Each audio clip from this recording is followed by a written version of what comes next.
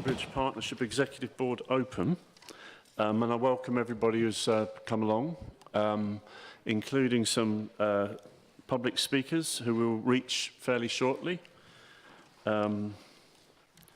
So first of all, I will ask for any apologies, and as I can see everybody, there are none. In terms of declarations of interest, are there any declarations of interest from members of the board in items on the agenda? None? People can declare any? Aidan. Well, in relation actually to, what is it, the quarterly report, I was a member of the A10 corridor cycling campaign. I probably still am actually.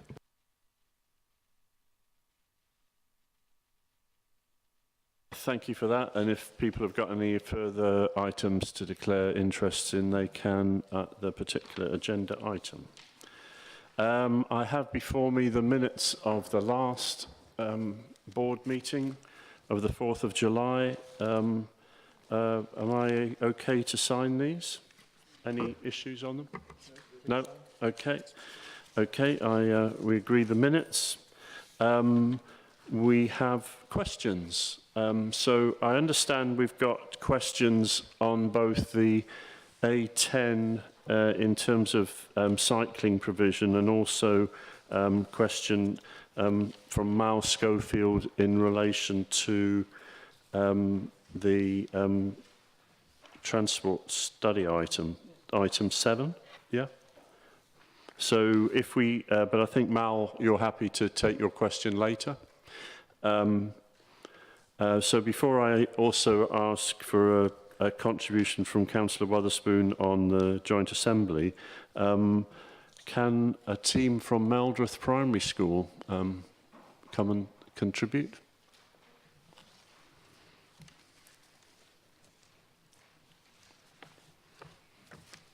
Welcome to our meeting, and thank you for coming along. And I don't know, Councillor van der Ven, if you want to speak now or later. You're very welcome to speak as part of this. So perhaps if you could just say who you are, and then all of us will know. And that's a very interesting way of presenting yourself, Councillor. Then we can just take the question. So that we were advised there are 4 contributions or questions, and then we welcome Councillor van der Ven's contribution too. So welcome to the Greater Cambridge Partnership meeting. And do you know how to operate these control things?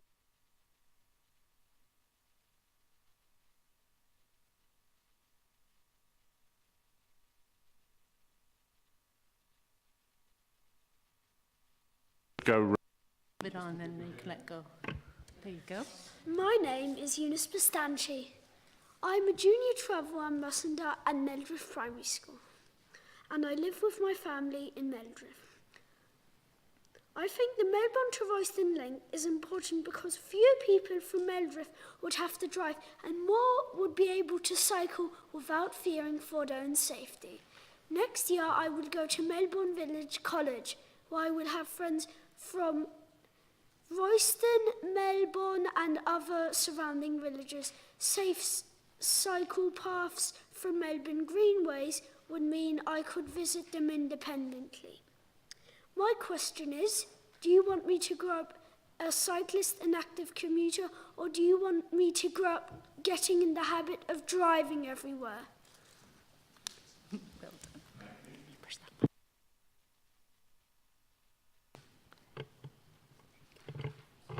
Hello. Is that a bit loud? Okay. My name is Alfie Richardson. I'm a junior travel ambassador at Meldreth Primary School. My job is to persuade more people to walk, scooter and cycle to school. Our deputy head, Mr. Jones, has mostly given up driving to work and cycles from Shelford. Though he had to drive today in order to get us to Camborne. I cycle with my dad as much as possible, but in many places the roads are too dangerous. My question for you is, What ideas do you have for getting children involved, making decisions and improving cycle links between villages? Thank you.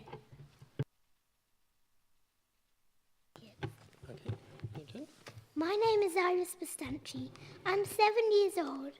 I go to Meldriff Primary School and I'm a mini junior and travel ambassador. I enjoy cycling because when I cycle I feel free. I have taken part in the A10 bike ride twice already. Last time I cycled the 11 kilometres from Cambridge to Melbourne by myself. I was the youngest person to do so.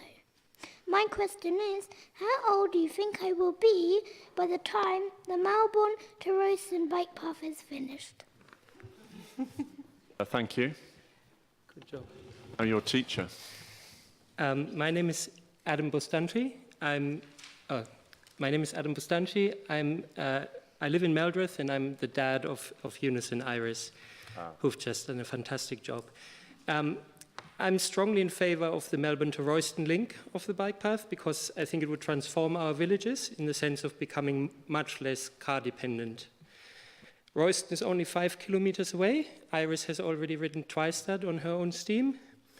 And so it would really be a very easy destination for people from our villages, if only there was a safe way to walk or cycle there. I've also previously been involved in research into, I guess, active commuting and health, or commuting and health in general. And one of the main lessons of that research is that if there is accessible and safe infrastructure for walking or cycling, then that can catalyze active commuting, but can also catalyze active lifestyles more general, especially among people who are relatively inactive.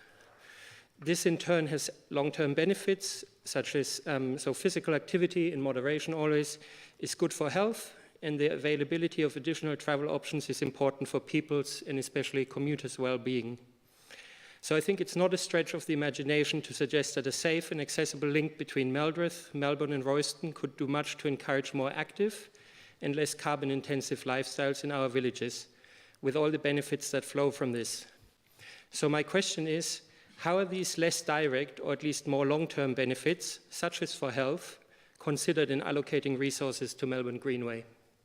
Thank you. Thank you. So we've got questions on how we can encourage active cycling, ideas for involving children, and how long it will take. And then your question, Mr. Basanji, about how the long-term benefits of such a scheme are taken into account. So I'm going to first ask Mr. Blake, as our Transport Director, to respond on that. As you'll be aware, we have already invested a chunk of money in this project, and we're obviously keen to progress it. Thank you, Chair. So thank you for the questions. So firstly, in terms of Eunice and Alfie, because you were asking questions around active travel and cycling and promoting that. I mean, that's very important to the Greater Cambridge Partnership.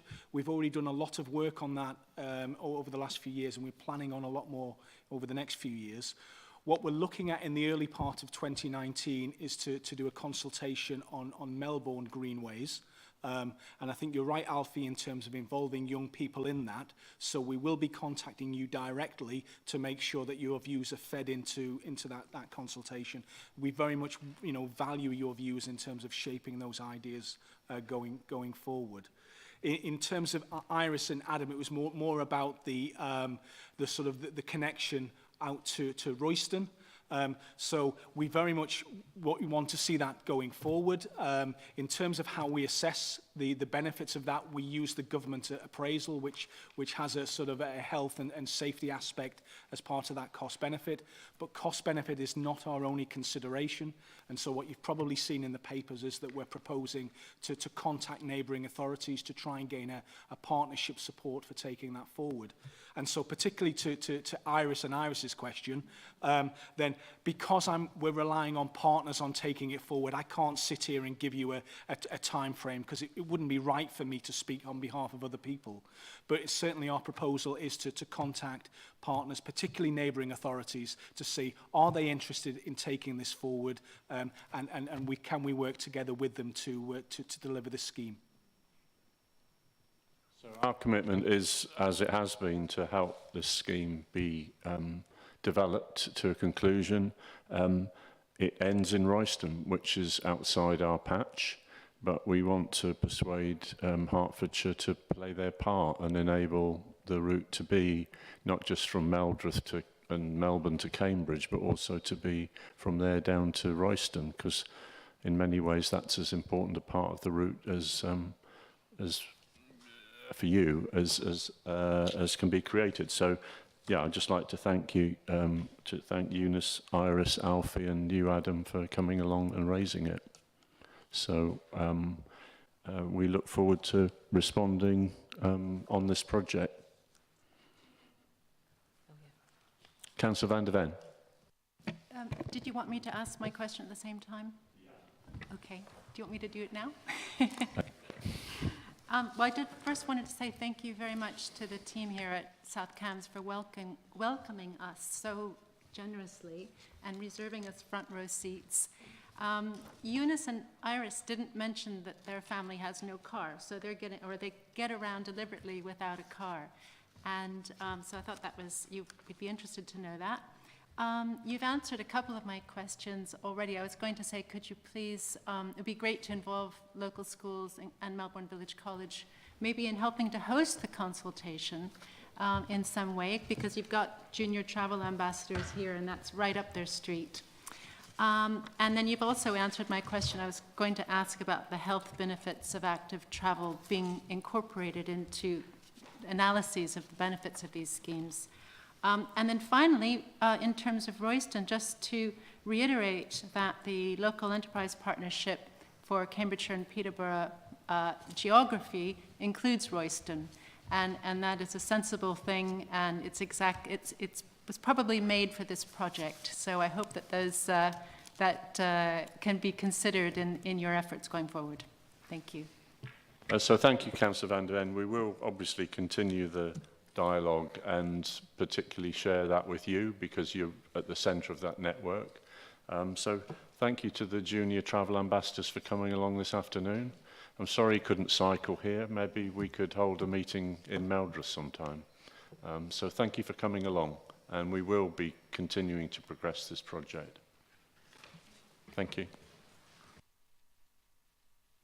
That moves us on to item 5, which is the report that is in the public agenda from the Assembly meeting that was held in September. And we have Councillor Tim Wotherspoon as the chair of the Greater Cambridge Partnership Assembly to speak now. Tim? Ah, hello. Yes, I'm not sure politically I'm on your left, but I am certainly in geography. Yes, exactly. Right. Well, before I start, I could really identify with one of the things that Iris said there, and she says, "I enjoy cycling because when I cycle, I feel free." And it's a feeling I hope you will never lose, Iris. And I'd just like to mention that I have cycled in here this afternoon from Brampton, the other side of Huntingdon, through Godmanchester and Patworth Everard. So it's not just the younger generation who cycle. I'd like to make that very clear. Right then, Chairman. Thank you for that. So I'll just, it's a very brief, short and sweet report, and I'm sure you've all read all the points in it, which I very much hope you will all take to heart in your discussions. The first substantive item, the Cambridge South East Transport Strategy, we didn't have the benefit of the chairman of the LLF to speak, but I think he is here today, so you're going to hear him, and there's no need for me to reiterate what he said. I'd just like to highlight, though, that the opportunities for environmental enhancement were something that really appealed to joint assembly members, and there was a lot of concern that you should try to link up not just the 3 campuses, the science parks, but also the residential centres along the route to the extent that you are able. There was a slightly more mixed reaction to the west of Cambridge package, the M11 and the Junction 11 Park and Ride, not least because there was a great amount of concern that the situation was already urgent and could something please be done about it as quickly as possible. There was a lot of anxiety about what on earth is meant by temporary park and ride facilities, given that in order to get planning permission, particularly in South Cambridgeshire, and especially if it's in the Greenbelt, you're going to have to give very good details of how you're going to mitigate for potential impacts. And there was a certain amount of doubt as to the extent that that could be done on a temporary basis. And certainly if you're going to put an independent public transport crossing of the M11, difficult to know how that could be justified on a temporary basis. One member particularly stressed that whatever is done on that package should be part of a 10-year evolving strategy, and that much should be done to get that message across. And in fact, this is one of the things that has been a theme of Greater Cambridge Partnership public engagement in the last few months, particularly the fact that rather than seeing each project as a separate standalone entity, that they should all be seen as contributing to a strategy in the round. Peter Topping came up with a memorable phrase. He said, we mustn't forget to butter the parsnips. And by that he means that we should pay slightly more attention to how we appear to the villages of South Cambridgeshire, remembering that this is the Greater Cambridge Partnership and it consists of Cambridge City and South Cambridgeshire District.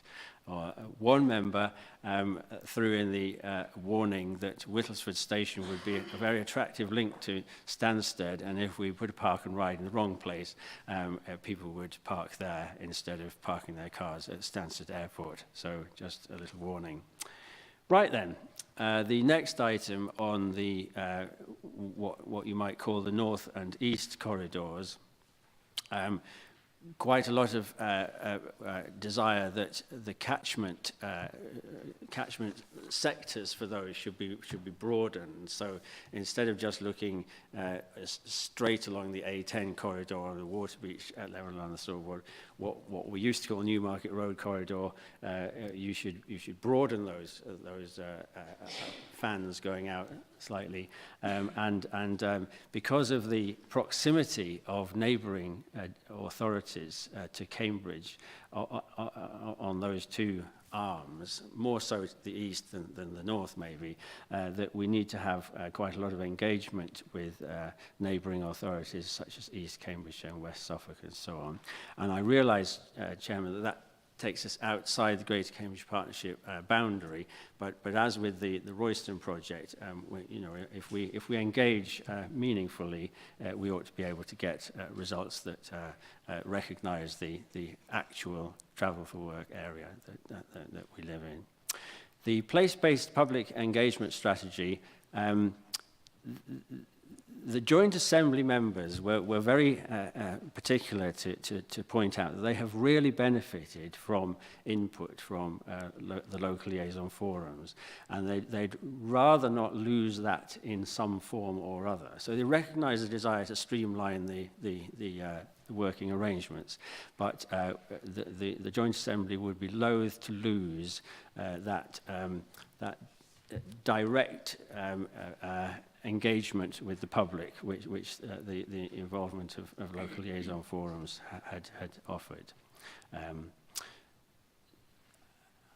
On the final item, then, the quarterly monitoring report, I think the most useful suggestion that came out of that was that members might like to see a more detailed breakdown of some of the progress, and also to have a more detailed description of progress of immediate items than longer term items, so that they get more of a handle on how projects are progressing. There you are. Thank you, Tim, for a detailed report. We'll obviously come back to some of the points on the relevant items. And if there is specific issues that you want to contribute on items, feel free that you can do. So I note particularly that there were issues that it's worth considering on item 3, but obviously you've got relevant points on the others, and I would expect also that those points that we may not get into detail on today would have been picked up by officers and will be considered and influence what we're going to do. So thank you for that report.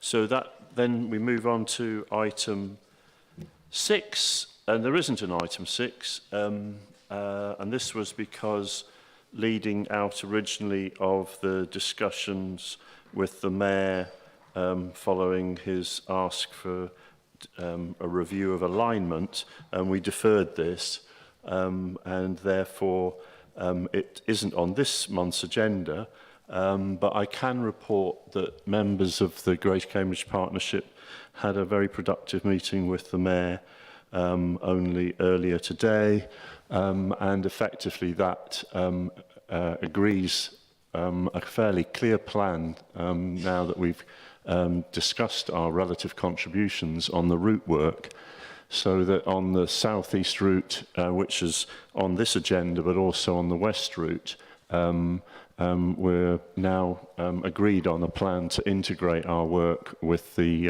future work on the metro, so that we can jointly deliver the best possible public transport routes. And that also leads into both this item 7 and onto item 8. So, so item 6 will come forward now with the support of the Mayor to the November meeting of the Assembly, and then the Executive Board meeting early December. Item 7. So we've got an introduction including from Tony Orgy, Chair of the Local Liaison Forum. But if I just first look at... Yeah, so if I first invite Tony, in the spirit that Tim Wotherspoon said, that we obviously want to hear from the local liaison forums on such projects, and then I'll ask Peter Blake after Tony's contributed. So welcome, Tony. Thank you very much. We look forward to your contribution on the South East Transport Study.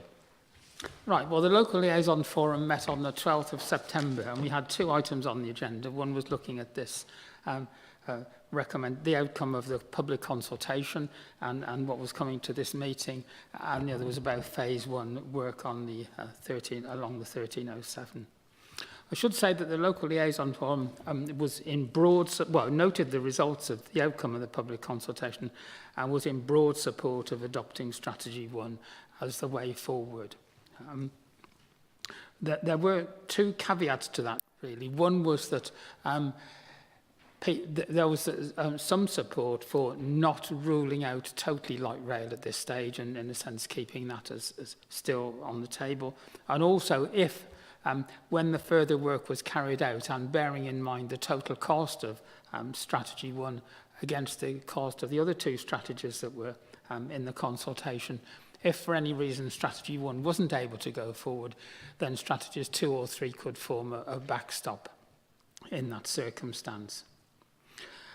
Certainly there was support for what is within your recommendations as Recommendation C about drawing up landscaping and ecological design proposals to add enhancements to the area, and people feel that this should be an integral part of the work, not something that is simply added on after all the other work's been done, but should, as I say, be an integral part of the whole process. So the Local Liaison Forum was very supportive of what's being proposed here, and I should say that the outcome of the consultation meeting was very much in line with the views of the Local Liaison Forum as those have developed over the last 6 to 9 months.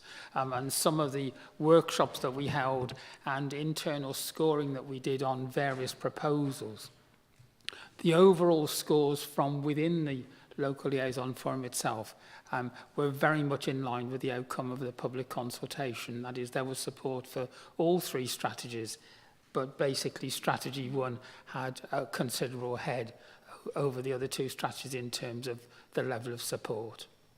Now, I should just add one other thing very quickly, and that is that the other item that we discussed was work going on the more minor interventions along the line of the 1307. And we had a good discussion with the consultants, particularly about information they should seek and possible design solutions. We made the point that it's very important all the way through this process to involve local people, local councillors, parish councillors and interested parties, because they can add something to the process.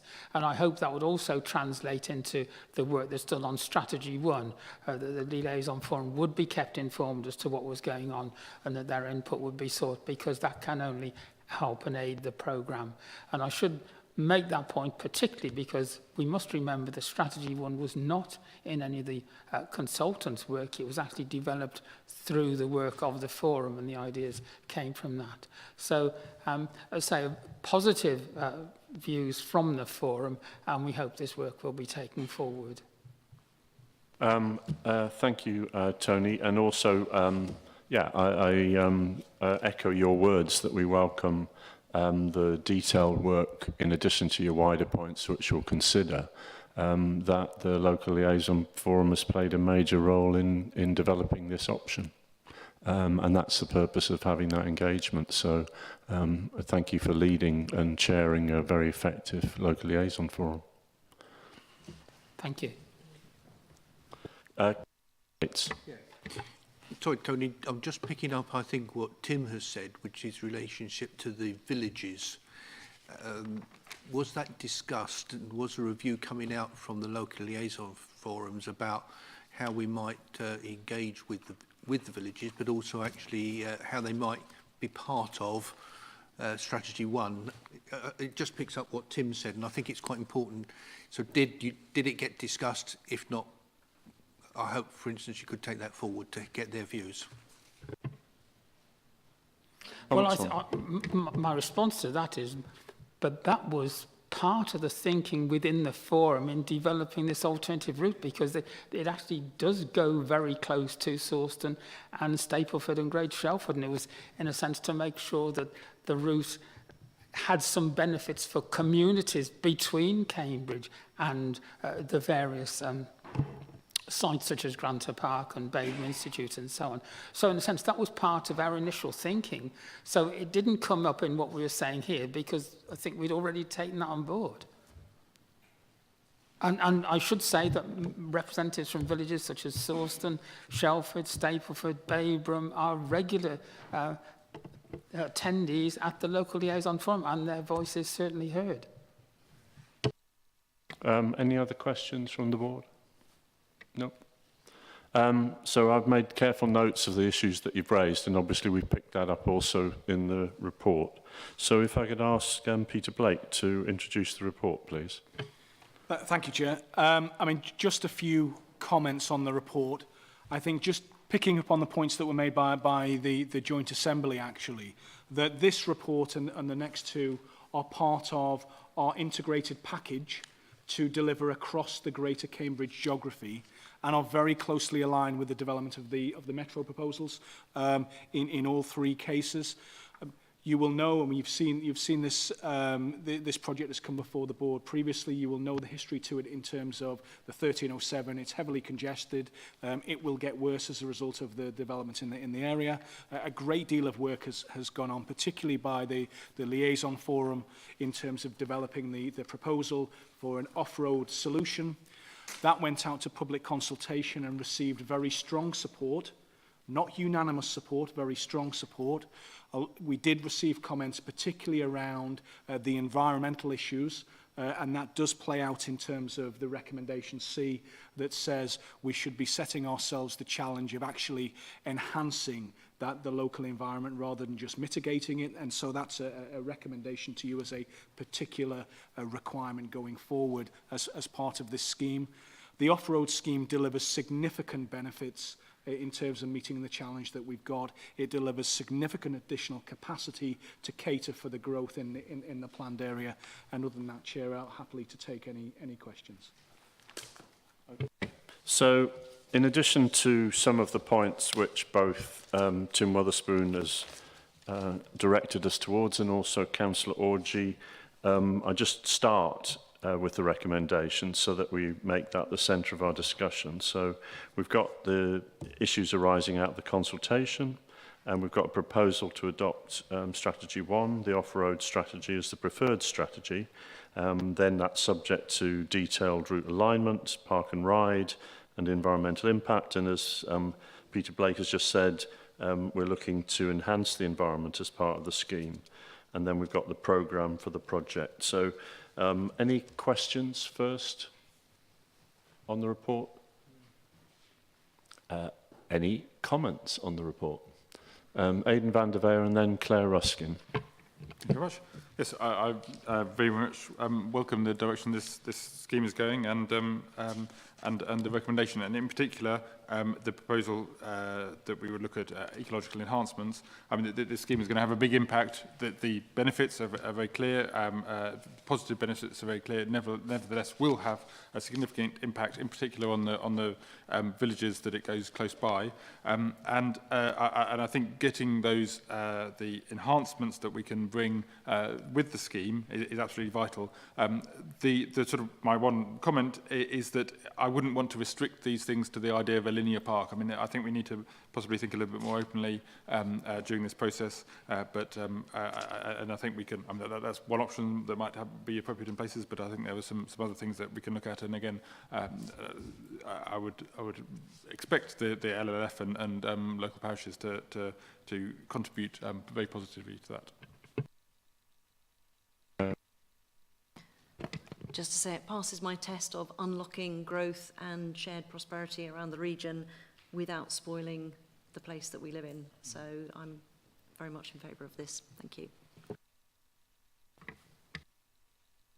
Ian? The only thing I was going to add, really, I think, which is in the report, which is about the cost benefit, actually, which is 2.5 and its upper limit. 2.5 is good from the Department of Transport. That's what they judge us on a little bit. So that actually says to me that's a tick in the box from the department.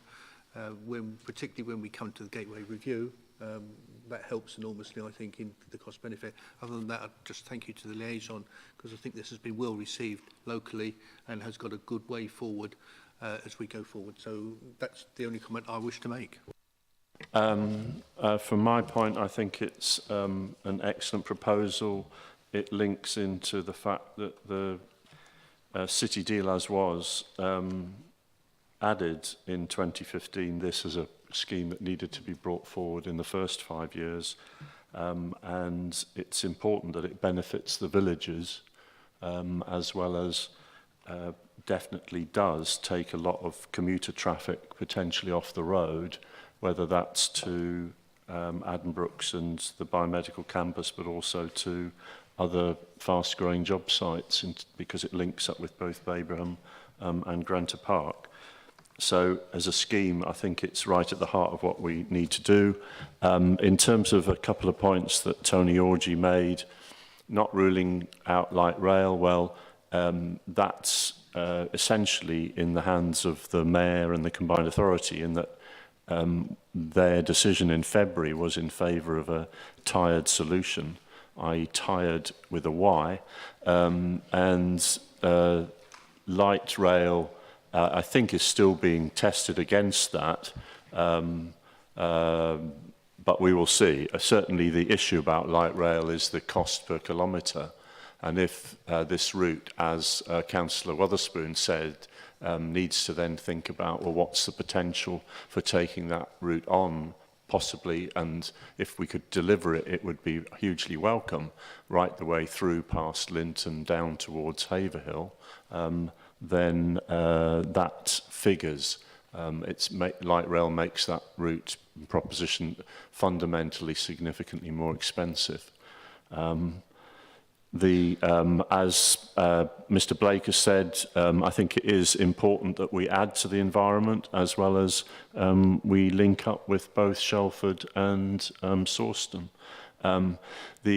In terms of thinking about the end point, clearly we will continue to discuss with the Combined Authority how our ambition for a great route broadly to the 11 area links with ambitions to go further, and it could well be that the GCP takes a significant role in that, including because that area is also part of our remit.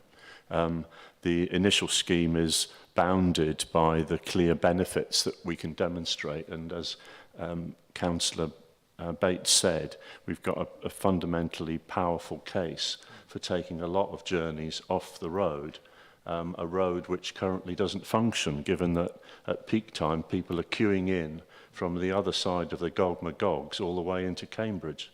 And in terms of the improvements to the A1307, we want to work further with the local liaison forum, because we've got both the quick wins and the potential to make further safety and environmental improvements. So even with this scheme progressing, we want to make a major difference to transport all along that route, albeit that we haven't got the funds to completely replace an A1307. So any other comments? So we've got in front of us 4 recommendations on page 25, para 2.1. I'm proposing to take them on block. So that's both to note the consultation, adopt the off-road route strategy 1, subject to further work, request officers to focus on environmental enhancement, and to note the programme. Do I have a vote, advisory and voting on that, please? Thank you, that's unanimous. So if we could welcome all of the work that officers have put into this. I think we're sorry that we haven't even troubled your response, but we have sitting on our right someone who, as the local liaison forum knows, and as we know, has done a wonderful piece of work so far. We're at sort of 1/3 of the way through the project. So thank you for all the work that you've done on this. I think we have learned as an organisation, and I think that this has been a very good piece of engagement and also thought. And we have listened, as as Tony Orgy has said, if people come to us with proposals which both achieve reliable public transport and increase the benefits to the community, we want them. Item 8. And that brings us on to the West of Cambridge package. So that is, it's not unrelated to this item, because I think that the last item will make a significant contribution itself to reducing the reliance on cars into this part of the geography, but it won't solve them. So is it you, Mr. Blake, to introduce? Indeed, Chair. So just a few comments on this paper. So this focuses on work around junction 11 of the M11 and access into Cambridge and the biomedical campus in particular. This report has changed quite considerably since it went to the Joint Assembly, in part because the Joint Assembly actually, I think it said, gave quite a mixed response to this. I think that related to not explaining the context of this particular scheme, and very much anchoring the park and ride to the wider delivery of the metro and the need to access Cambridge, the growth of that particular junction. So what we try and do in the early part of the paper is to say, look, there's 34,000 vehicles a day going through that junction at the moment. That's going to increase to over 40,000 over the period that we're looking at, placing incredible amount of pressure in that junction, particularly 10 or 11% of those vehicles currently use park and ride.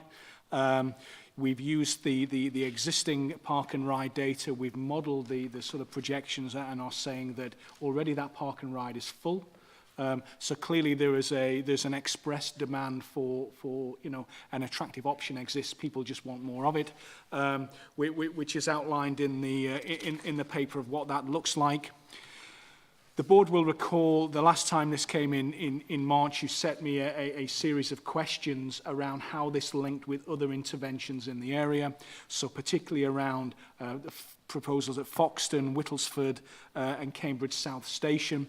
And again, we've pulled together those work streams to say, even if we progress Park and Ride at Foxton, significant enhancements at Whittlesford and Cambridge South Station, there is still a considerable requirement for improvements to park and ride and public transport capacity in this area, and so this scheme needs to be taken forward.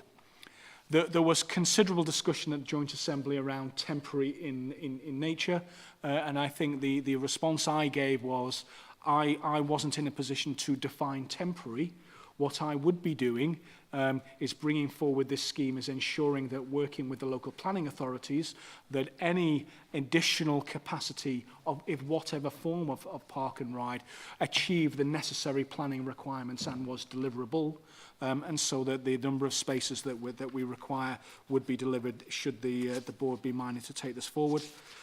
The paper outlines some of the implications of temporary nature in the table when it explores the options, and essentially the options are enhance the existing site or create a new site to the west of Junction 11, and that would very much be the purpose of the proposed consultation that's outlined in the recommendations. And then finally, Chair, if I may, just in terms of talking around Trumpington Road, and this is a little bit of forward thinking about very much linking with the development of the Metro. People are already using park and ride services in that location so that it is attractive enough, but clearly we wish to make it more attractive. So we're proposing as part of that consultation to have a conversation with local users and residents to say what are the options and alternatives for making public transport even more attractive along Trumpington Road. So that isn't coming along in best Blue Peter style and saying, here's one we've prepared earlier. It's about saying, look, at a very minor level, it is enhancements to traffic signals. At a very major level, it's significant enhancements to public transport on the carriageway use. But what options are really open to us as part of developing proposals along that corridor? I think that's enough for me, Chair. Happy to take questions. Thank you. Any questions? Claire? It's the obvious old one of, is there any way that we can move faster on this safely? Moving into another consultation period is obviously the right thing to do, really, but is there any way we can move faster? Could we just have a bit of an update on what's happening at Trumpington as well? Should we just take a few questions? Okay. As long as you've got your pen working. Ian? Well, I'll have to agree with Claire, actually. I mean, quite simply put, Trumpington Park and Ride is full by about 10 o'clock. Don't go at 10:30 because you most really won't get in, as we all know. So I think there is a sense of urgency here. Doing nothing is not an option. So I do want to see how we can move forward quicker, faster, in this particular area. I appreciate the fact that you know, there are options in respect of where that location might be. I also understand about the temporary and those sort of things. But the bottom line is the current position is not a sensible way forward because it is actually full. We know that the site's full. We know it's popular. And I think with that, I'll wait and come back a little bit later, but essentially I think it is about some time and when we can get on and perhaps fast track some of this, please. Okay, if you could respond to that before we open up. So in terms of the Trumpington application, you'll recall that we have submitted a planning application for another 280 spaces. That's due to be heard imminently in the near future, and we are expecting a positive decision on that, in which case we've got plans to get on the ground as quickly as we can. Planning application to the county council? Yes. Yeah, okay. Yep. And then as soon as that, should that be approved, it'll commence? Commencement will begin as soon as we practically can. And then in terms of getting on with it, that was also the message from the Joint Assembly. And so we are still exploring ways that we can deliver this as fast as we reasonably can. But I'm sure the board will understand we need to go through due process, which is why the consultation is necessary. I think what we are doing, though, in terms of the consultation, it's a very binary decision in terms of the site, and an awful lot of things will flow from that in relatively quick order. Roughly what's the timescale? sorry, the timescale is included in the paper, Chair. He says grappling for it, page 84.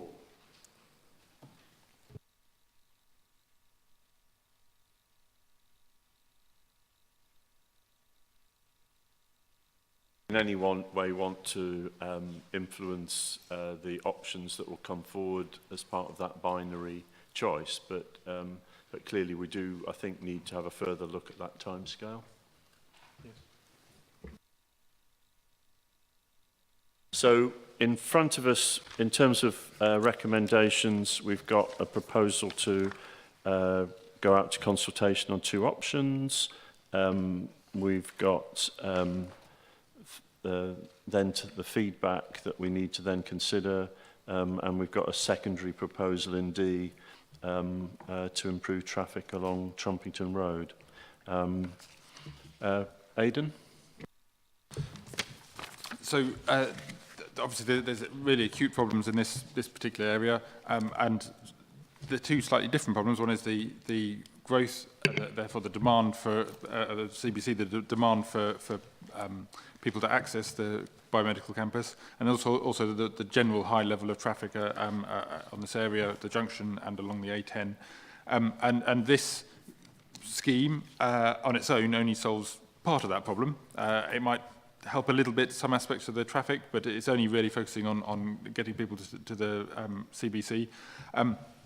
And as a solution, it itself has lots of issues. I don't want to go through them all at the moment, but one of the particular ones I'm concerned about from South Cam's point of view is the impact on Harston and the villages beyond, because I believe that depending on the solution that we choose, it will make the traffic problems of South Cambridgeshire, the villages of South Cambridgeshire, worse, which isn't what we were about. We're not about making things worse, but there's obviously some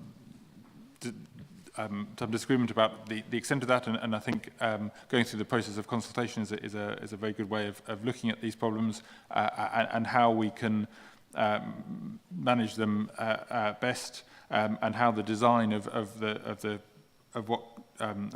solution that we do settle upon can mitigate them. So I mean, I do want to encourage that during this consultation that there is not just a sort of just about the sites, but goes a little bit beyond that in terms of the looking at these issues, which I think would then help with the speed issue, with the question of how quickly we can get it done, because once we have a solution, we need to get it done as quickly as possible. I think whether we can speed it up in terms of the timetable that you've got would be an interesting debate to have once we've gone through this consultation process and started doing the work on the detail.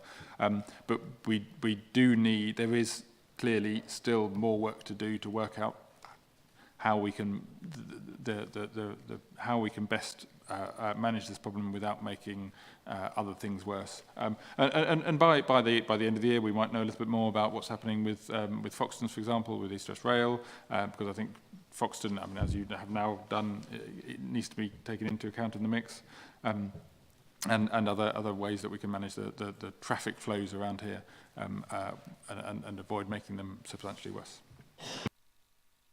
Claire? Couple of next layer questions underneath the can we go faster. One is there a phased way that we can deliver? I haven't seen it in the paper, but for example, just putting priority on the roundabout rather than building the bridge before we open up a site, if we do decide to open up the site.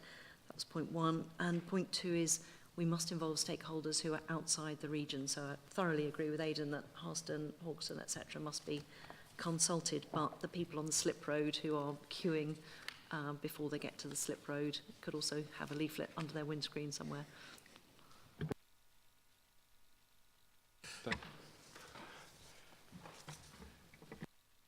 Yes, I think the important bit actually is about the 4.4, which is actually where the vehicles come from. I think was quite telling, but particularly actually the ones which come down the M11 north.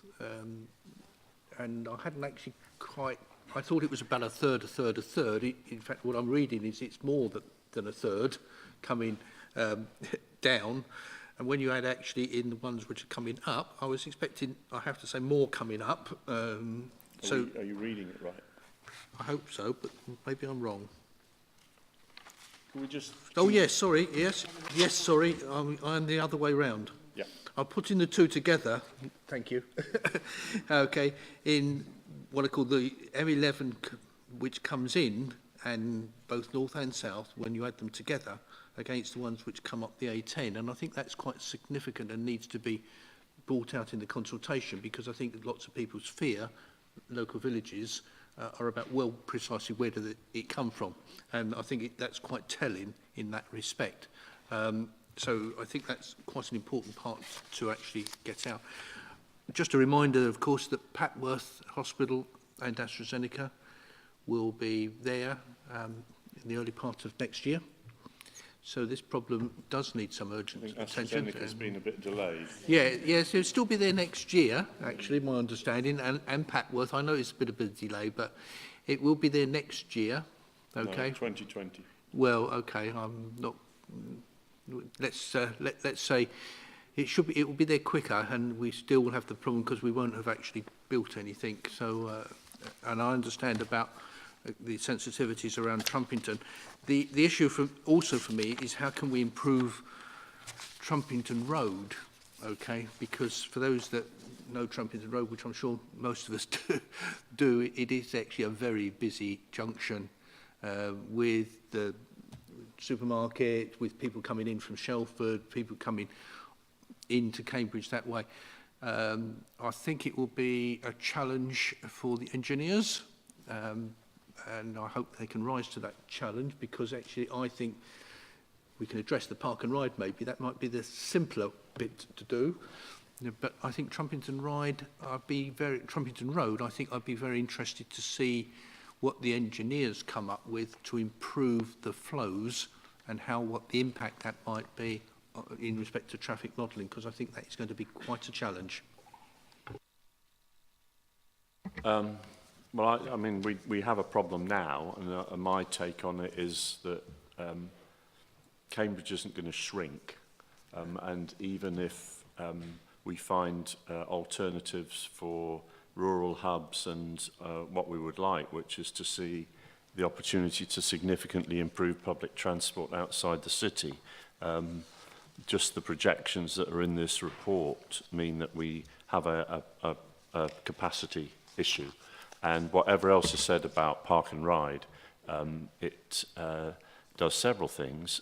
It takes cars off the road that would otherwise go into the city, and it, particularly in this area, addresses the fact that we've got both an employment site with 25,000 jobs shortly, but also two of the busiest hospitals in the region.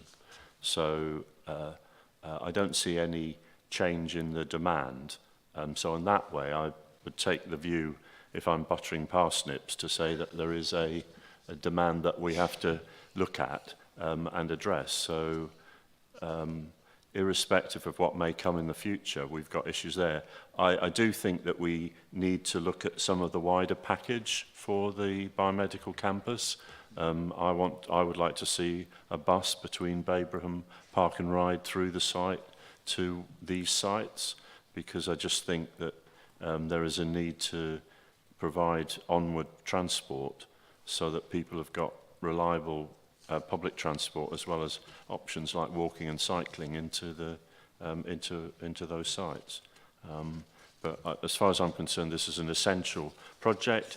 I will come back, and I do think the board needs to at least have a look at that page 84 between the final option recommendation and the submission of a planning permission, because I just think there should be an opportunity to at least compact that. I know it's not simple, but that's between summer 2019 and submitting a planning application. I would hope that we could reduce that, at least for the core. It may well be that there are parts of the project that may not all be ready at the beginning.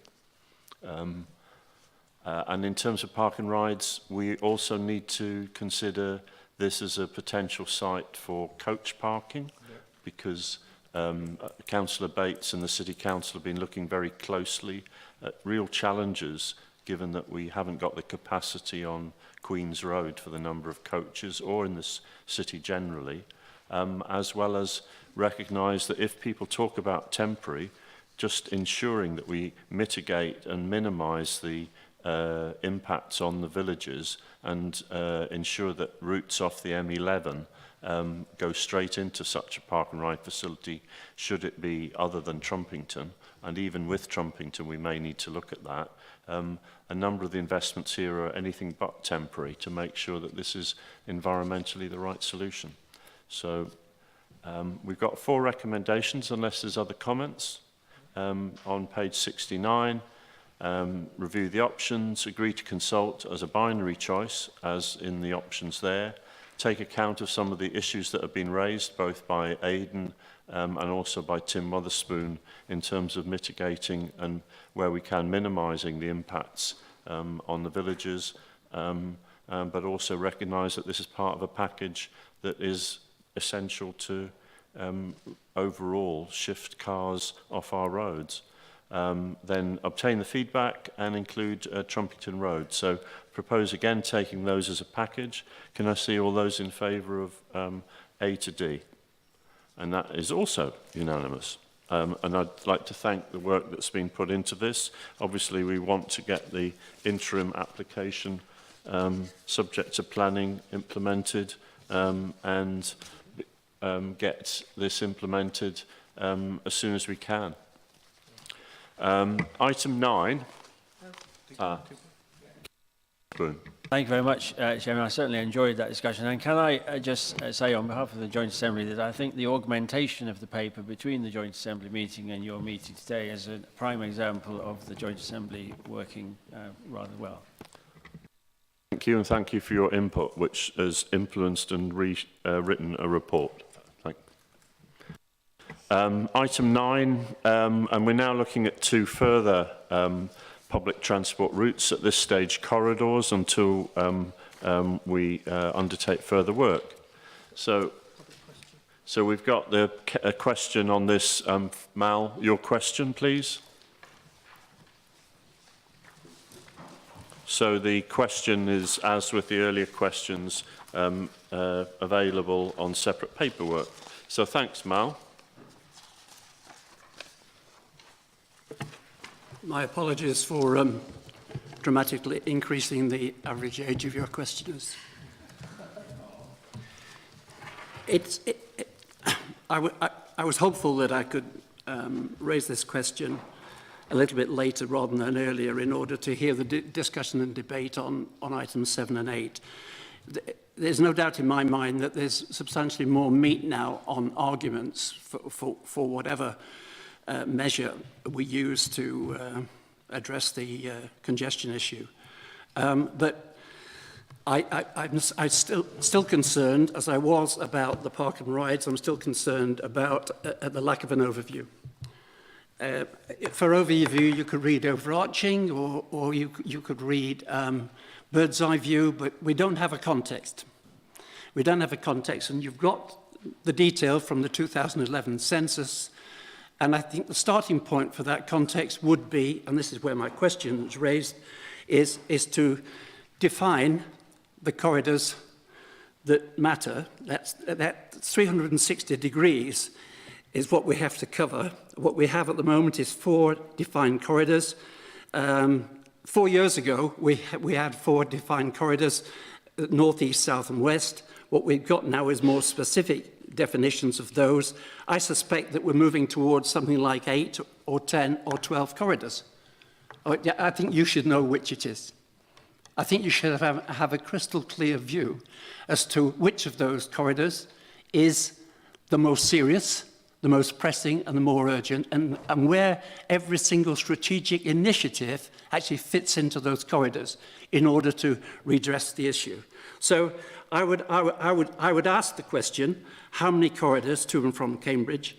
But I would actually also add to that, as a reminder, 2 things. The first is what's happened since the census.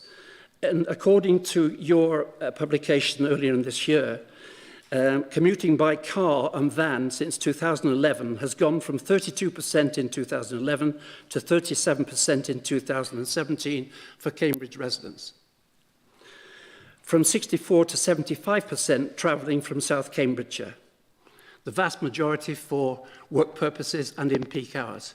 Now that's what's happened since the census, and therefore that's got to be shown and translated into hard figures which represent the congestion problems that we have at the moment. I don't believe that at the moment you're doing anything other than picking at the problem. But as it happens, the two corridors that are mentioned here are serious corridors. I would recognise those, and they do have major congestion. We know that day by day, but we also know it from the statistics which I've given you, which are attached. One final point that I'd like to make about where this relates to housing and where we put the housing, it is that the cars per thousand population in Cambridge is 343. The cars per thousand population in South Cambs is 624. Now that tells me something about what will happen if we disperse our developments more into South Cambs, less into the city. What we will then have, in effect, is more traffic on the road. And I think there is a relationship between those figures and the number of new cars that we can expect over the next 5 years. Just one very last point, just as a comment. I hope this is perhaps my last question, and that Cambridge Ahead take over from me in the form of Emma Fletcher and articulate these questions better than I can and back them up with facts. I hope that will be the case. I'm pressing them to do that. But I also hope that I see a day when Camborne and a car becomes unnecessary. At the moment, that is not the case. Thank you. Right, thank you for your question, Mal. On a different matter, I've just got to ask the Chief Executive to say something, and then we'll get back to your issue. Sorry to interrupt. There are 2 rucksacks just outside in the lobby area. Okay. Security risk is attributed to Councillor Witherspoon. We'll go back to business. About the interruption, Mal.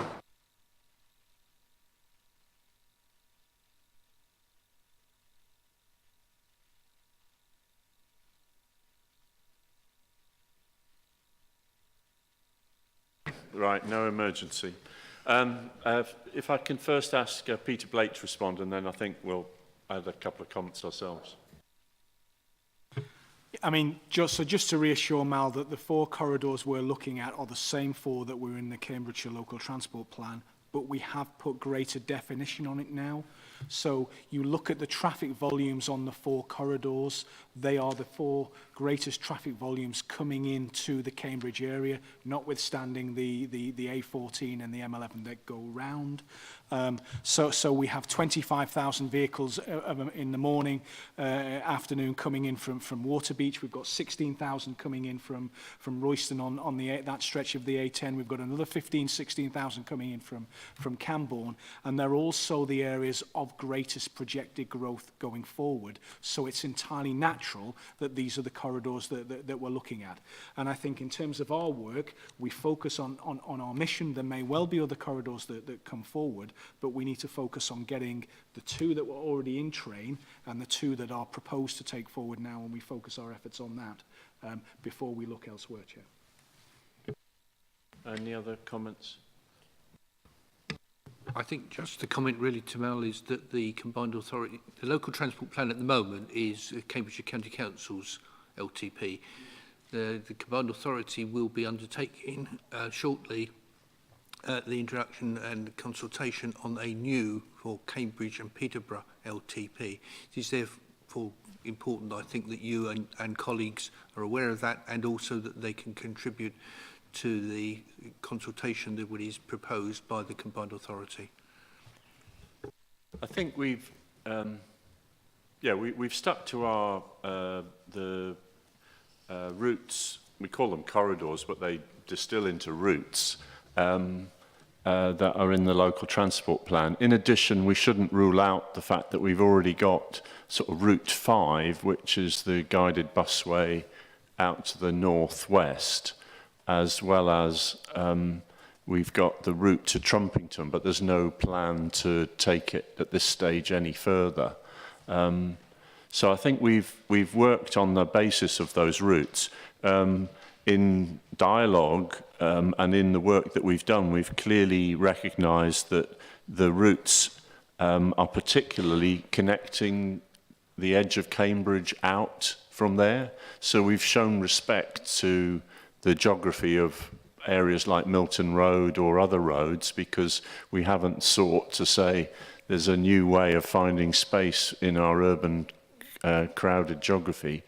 And whilst it's not on this agenda, we are still determined to bring forward a report on tackling congestion and on increasing the funding for public transport, because there still needs to be that element of the jigsaw, which is a more complex element, but is part of it, particularly because we've got to look at addressing the rise in transport that you identified, along with the knowledge that the population has continued to grow at a really fast rate. So I think we're not going to increase the range of routes, but I think with the two that are being brought forward, along with the existing investments into Trumpington and the busway, we've effectively, for want of a better phrase, got 6 routes.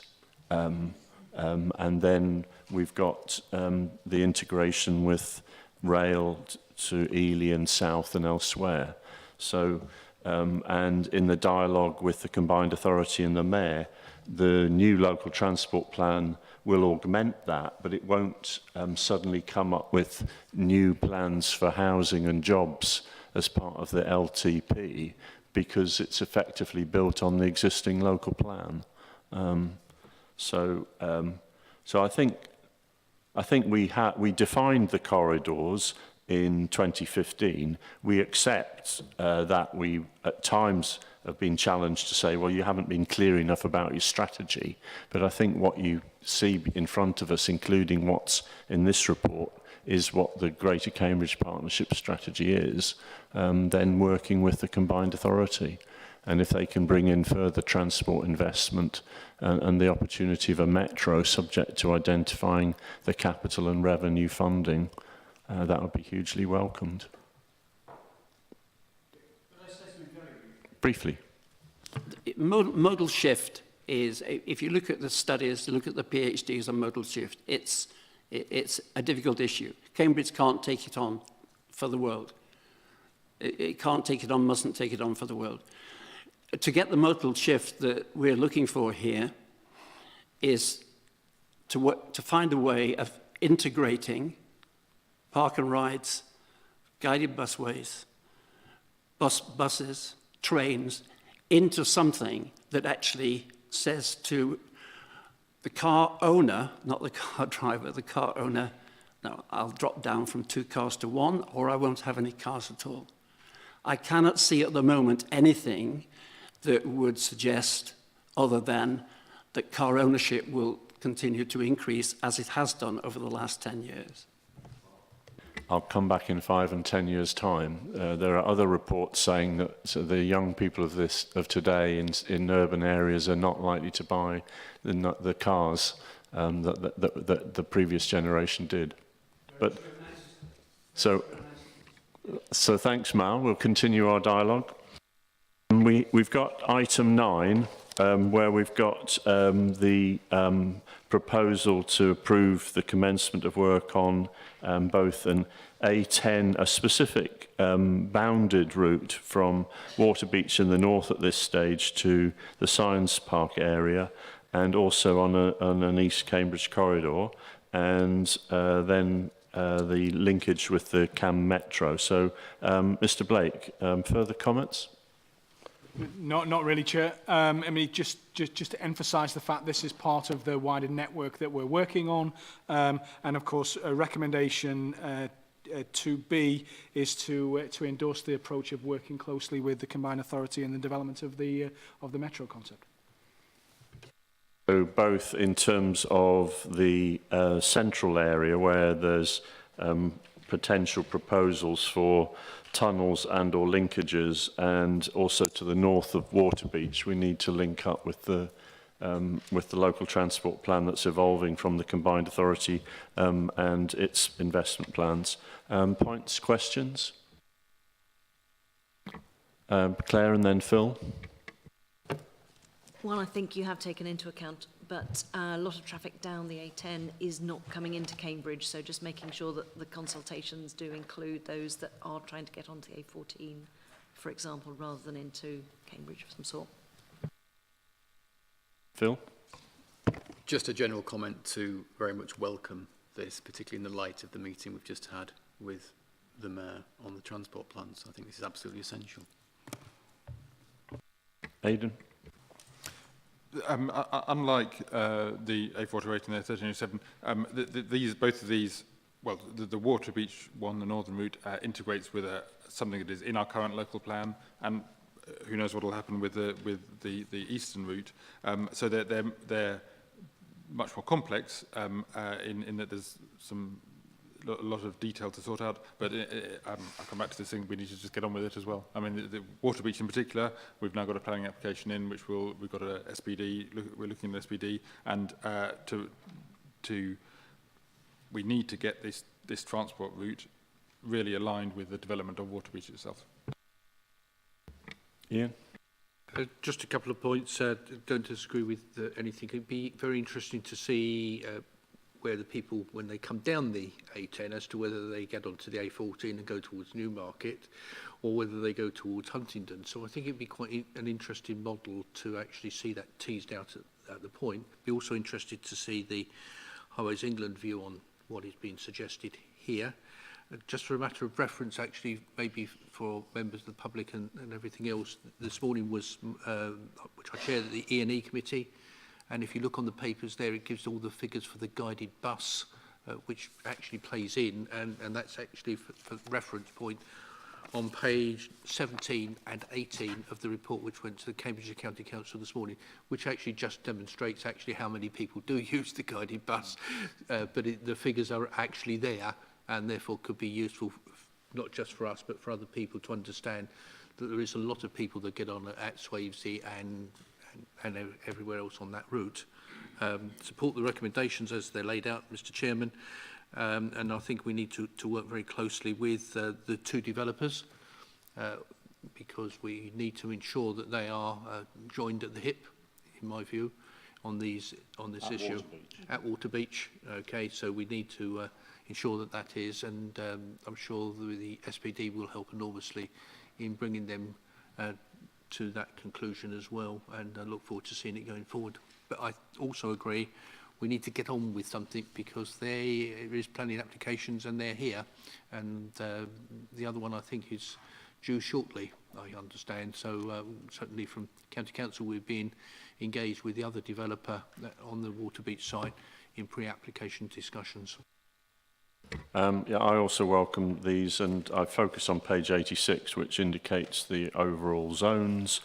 On figure 1, that points out also the linkage with the urban quarter potential if we're in a position to relocate the water recycling works at Milton, or it's not at Milton, it's actually in Cambridge.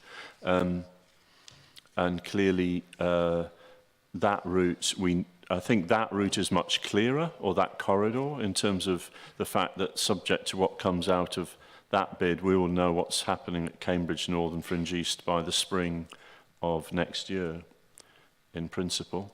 And as has been said, Waterbeach is a critical development in terms of meeting the housing needs of the whole of Greater Cambridge.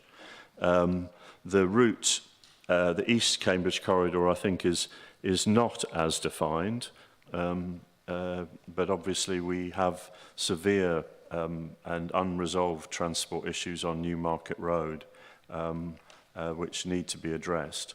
The only point I would add is that that route does need to consider the opportunities from the rail route out towards Newmarket and Ipswich. Whilst it's not in the corridor, I would just ask that we make sure that the opportunities on that route are built in, given that we've got a Cambridgeshire rail capacity study due to report, I think, in December. And there have been proposals for a potential Fulbourn and Cherry Hinton station or in each. And so I just ask that whilst it's not in the zone of our non-rail intervention, that we link in with that. So subject to that, do I have agreement for the recommendations on page 85? All those in favour? So I think that effectively sets the pattern for what is called tranche 2, in that we have, in addition to the schemes already underway, we are adding in here a significant commitment to potential extra spending, depending on the outcome of that analysis. Right, if I can move on to item 10, that's entitled Place-Based Public Engagement Strategy. And if I could ask Beth, who's at the table, and this is Beth's last meeting. So I'd like to thank Beth for all your contributions since February 2016. And this is the last of those, I understand. So thank you. So this report updates on some ongoing work to improve the Greater Cambridge Partnerships community engagement approach. You'll know that we commissioned a couple of external reviews last year on the approach to consultation and local liaison forums, which was undertaken by the Consultation Institute. In summary, the report proposes to transition the GCP towards a place-based approach as opposed to a scheme-by-scheme based community engagement approach. A number of reasons, one of those that as we increase the number of schemes, it becomes logistically impossible to service all of those meetings, but also the experience is that people would like to understand the big picture and what's happening in the area where they live, and that cuts across a number of schemes, certainly as we increase the number of projects that we're developing. So this is about having regular forums where people can access GCP, the information that we have, come and have their say, but within that to not lose the benefits of the local liaison forum approach, and that is where it's needed to have scheme-based engagement either as part of those meetings or separate to, but to not lose that. So really to keep the best of what we've had so far, but to improve it based on experience and feedback. On the local liaison forums, we're proposing, as per the recommendations from the Consultation Institute, to keep the existing ones up until the point of planning approval, if there is planning approval, at which point they can be reviewed and either subsumed as part of broader community groups or maintained as scheme-specific, subject to discussions. There's one specific point I just wanted to highlight, which is at item 5.12, and that's a suggestion that community feedback from local liaison forums or community forums is captured and presented alongside joint assembly feedback when you receive the decision-making reports. And finally, the recommendations are for the approval to move towards a place-based approach and to adopt an updated terms of reference which standardises the terms of reference for existing local liaison forums. Any questions? Thank you, Beth. Any questions or comments? Aidan? What sort of timings would we be able to get some of these groups sort of going? I mean, I'm just thinking in particular that, for example, we were just talking about the Park and Ride Junction 11 of on the M11, and that there's been some engagement on that, but have something a little bit more formal and structured, I think would help help that engagement, especially from the sort of existing stakeholders like parish councils what have you. So, yeah, what sort of timings are there? Okay, so we started working on what a plan might look like, looking at the decisions that were coming up and where we would need to be to talk to people locally. What we now need to do with approval is formalise that, ensure that local members are happy with that approach, and then we would start actually organising and publicising meetings in those areas. So certainly there is a focus on the south of Cambridge and out into South Cambs, because there are quite a lot of schemes coming up that are an issue at present, and we would want to be in those areas. So ASAP, essentially. Phil? Just a quick comment to say that I think consultation has been one of the major strengths over the time I've been on the GCP, and the local liaison forum approach, I think, has been very successful. I note the comments from the Joint Assembly, and I think it speaks to some of the language in the report as we talk about moving towards a place-based approach, and that suggests leaving something behind. And I think my understanding is more that we're developing a parallel approach, using LLFs where they are appropriate, but having a place-based approach to complement that. And I think if that is what is actually happening, it might be better to represent it in that way. We're not leaving something behind, we're developing something in addition to, in parallel to.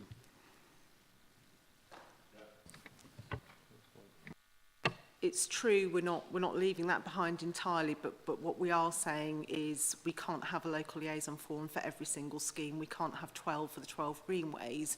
So we would have scheme specific in the way that you suggest, forums, engagement opportunities, whether they're meetings or workshops, as part of that place-based. So they would run alongside the place-based approach. Tim Watherspoon? I'm just going to flag up that we had a public speaker on this item, Councillor Scott, and one of the phrases that she used, which now sticks in my memory, has now been prompted by the remark that Professor Almendinger just made, and that was, she warned against a culture of forgetfulness. Do you remember that phrase that she used? Yeah.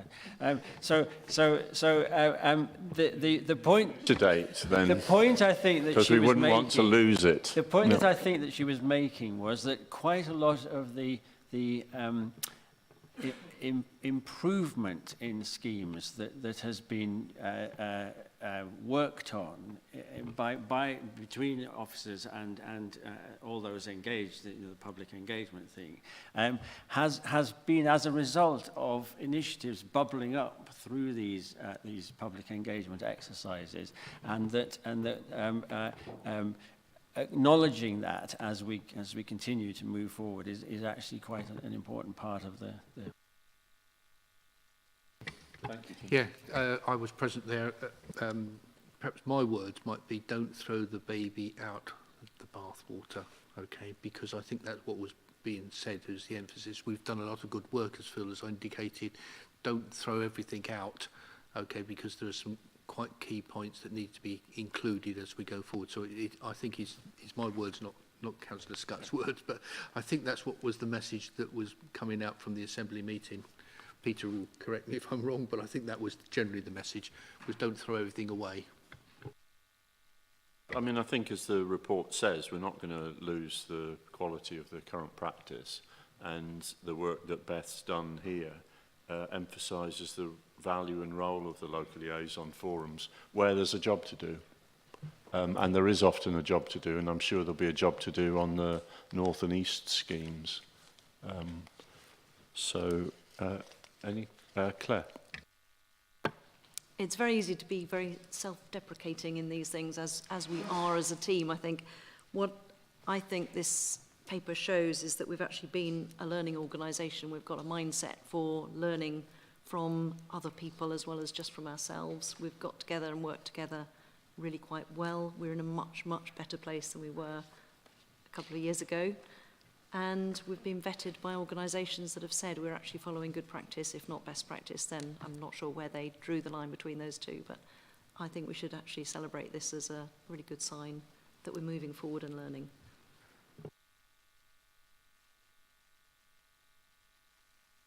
to thank you, Beth, for 2.5 years, and it might have even seemed longer at times, but it has been, as Claire has said, a learning process, particularly because there's been a really high quality of response from the public on a lot of the projects, and so by improving our processes, we've been better able to develop better projects and better schemes.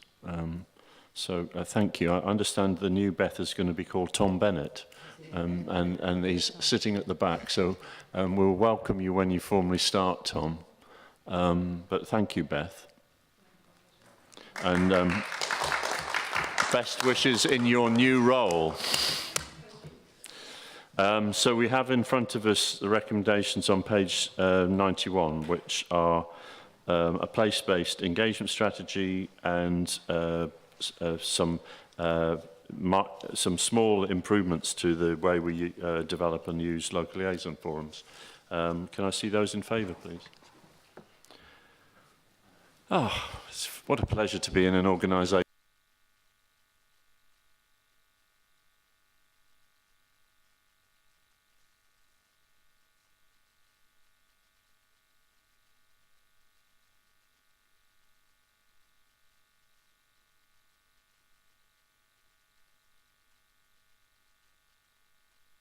So we have item 11, the quarterly monitoring report, both Niamh and also a financial contribution from Claire. Sarah.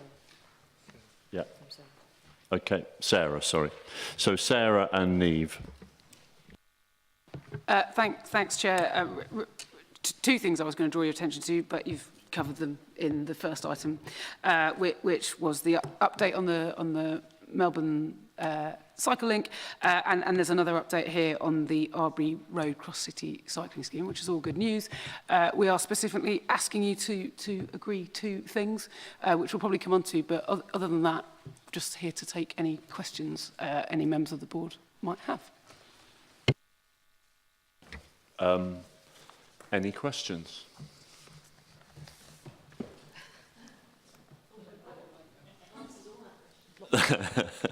So it's a very informative report, as you recognise, Niamh. So, as you said, we've included the full length of the A10 as part of that greenway, and we're looking at working with neighbouring authorities on that A10 project.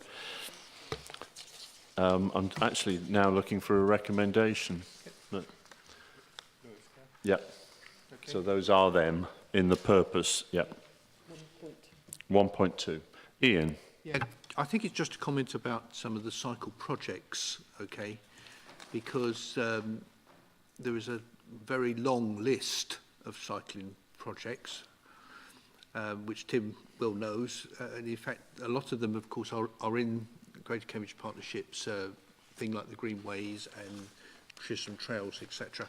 But there is a lot which are not, and I totted them up, and there is over 100 projects sitting cycling related in both the city and South Cambs.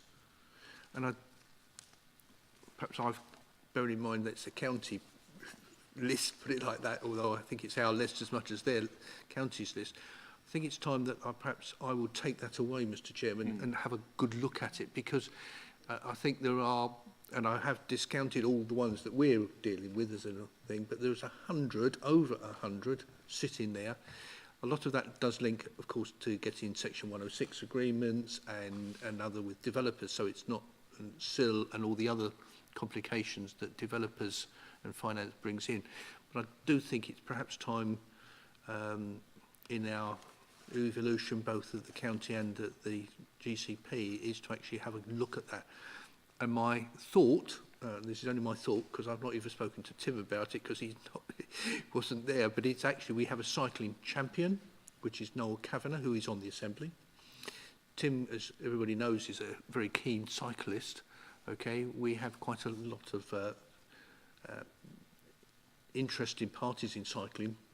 Okay, so my thoughts actually, which I'm quite happy to discuss outside with you and officers, is to perhaps do a little bit more work on perhaps those priorities where they might link in to our projects, about other development projects.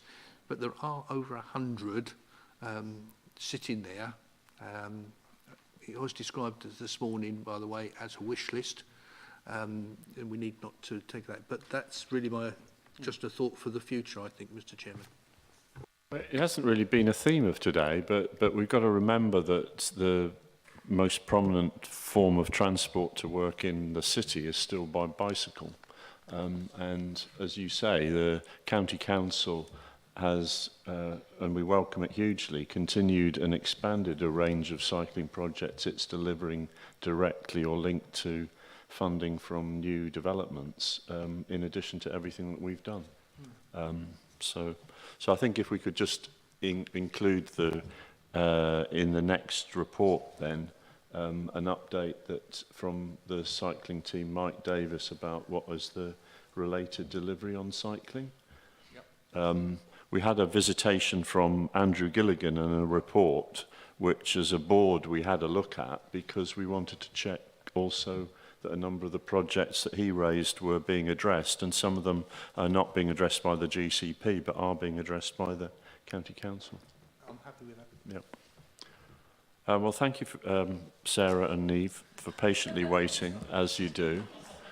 We do need to check that we're spending our money effectively and delivering. And thank you for reporting each time. I have no other business other than that we have a meeting scheduled for the 6th of December, and I'm expecting that it will be at the Guildhall. I think we've had our last 2 meetings here. Oh yay, those who want to continue to attend our meetings, you are hereby invited to the Guildhall on the 6th of December at 4 p.m. and at the Assembly ahead of that. So thank you for those who've attended and been part of our meeting. And thank you for the contributions of our officers and the board, and also Tim for the Assembly. So I bid you good evening, and if you are having parsnips as part of your meal, butter does improve them.